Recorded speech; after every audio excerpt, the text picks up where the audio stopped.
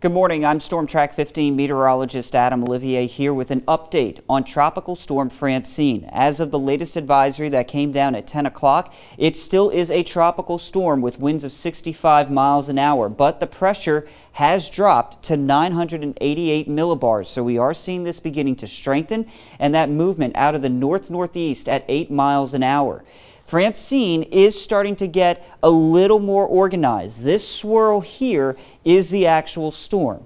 There are storms off the Louisiana coastline, but those are not the storm. This is that center of circulation, and we are seeing a gradual increase in thunderstorm development, but this is not rapidly intensifying, rapidly getting stronger, which is great news.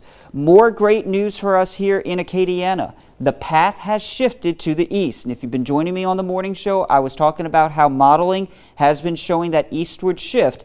Here's the new forecast from the Hurricane Center. It does show that Francine will continue on a northeasterly track from this point on, strengthening to a Category 1 hurricane by tomorrow morning. This is at 7 a.m. Now from there, we no longer are looking at this being a Category 2 hurricane. They are keeping this just below that strength, although I would still prepare for Category 2-like conditions, especially along the coast. Now, once Francine gets inland here around 7 p.m., we are going to see this start to turn up to the north and begin to weaken. Although we are going to expect some big impacts here along the coast around St. Mary Parish, we still see that cone extending back to the west and to the east. That cone now actually includes New Orleans, and we are seeing that right along Lafayette here. Best guess would be somewhere between Sycamore Point and also Cocodrie down in Terrebonne Parish for a landfall location.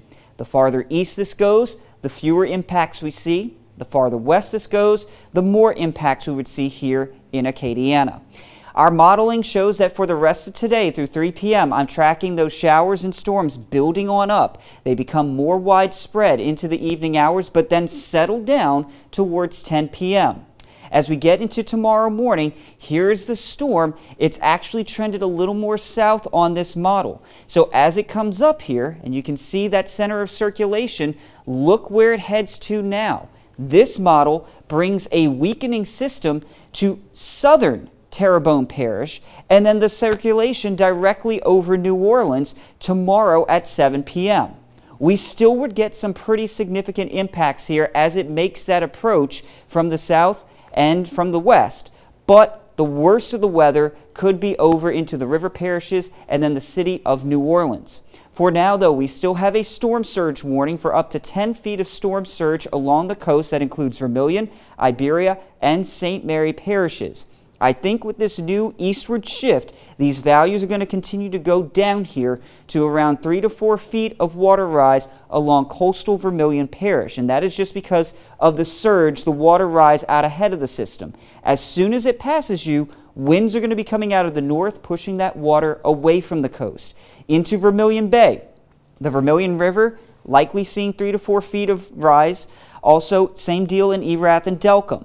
Then you get to Sycamore Point, where maybe a little bit higher, up to about 6 feet. St. Mary Parish, though, is where we are going to see the highest surge values across the area, with up to 10 feet locally of storm surge outside of that levee protection. So that would include places outside of Baldwin and Franklin, and that levee protection surrounding Calumet over towards Morgan City and Berwick.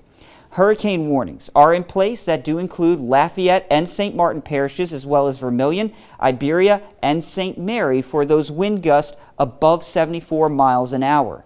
A tropical storm warning is in place for you in Jeff Davis, Acadia, Evangeline, and St. Landry parishes for wind gusts between 39 and 73 miles an hour. I think that we are still going to see around 50 to 80 mile an hour wind gust, but that will be mainly contained from Lafayette down to the south and east. So if you're in Opelousas and Crowley, your wind speeds are going to be decreasing here thanks to this newest update. But still, we could see those wind gusts at times approach hurricane force, but I don't think you're going to see too much of that the farther north and west you go. Currently on radar, we are looking at some of that heavier rainfall potential down around the coast. There's actually now a pretty hefty shower coming up, about to cross over Highway 190 right about Port Barre and then stretching back towards Krotz Springs. This is not really any of the outer bands. This is just some moisture that's being funneled up towards the north. The true outer bands still reside offshore along this little boundary feature that is here, and that's been producing steadier rain in Vermilion, Iberia, and St. Mary parishes.